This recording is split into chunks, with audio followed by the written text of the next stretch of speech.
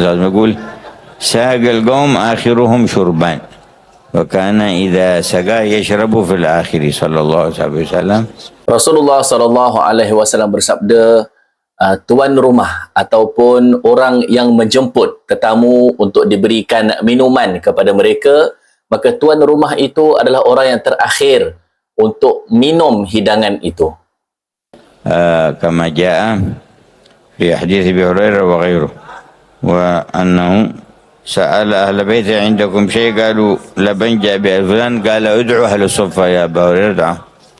Seperti peristiwa yang pernah diriwayatkan oleh Sayyidina Abu Hurairah radhiyallahu anhu, dan selain daripada beliau menceritakan bahawa pada suatu hari Nabi SAW bertanya kepada keluarga Nabi, adakah apa-apa untuk kita berikan, untuk kita jamu para sahabat? Maka mereka berkata, ya Rasulullah, kita ada susu, ada orang bagi susu kepada kita.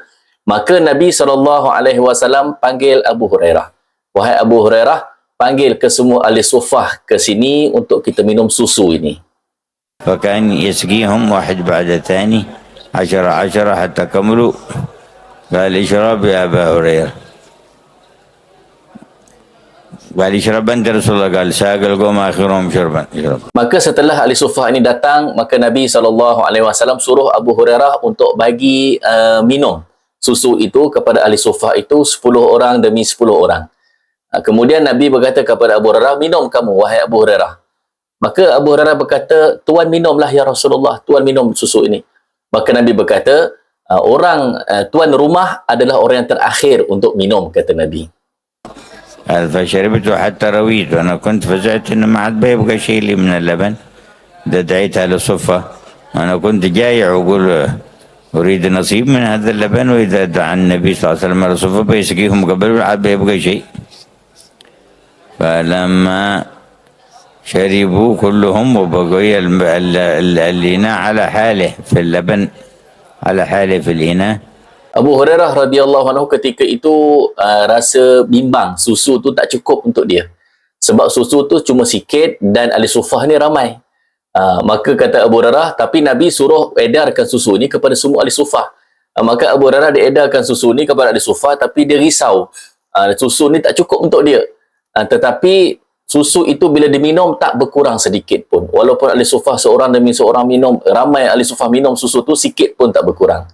اشرب قال شربت قال اشرب يعني انت اللي فزعت معتي صار شرب قال فشربت قال اشرب ثالث مرة فشربت قلت يا رسول الله خلاص كري يخرج من أظفاري الآن خلاص ما لا أجد لهم مساغا قال فتناول الباقي وشرب صلى الله وسلم عليه وعلى آله.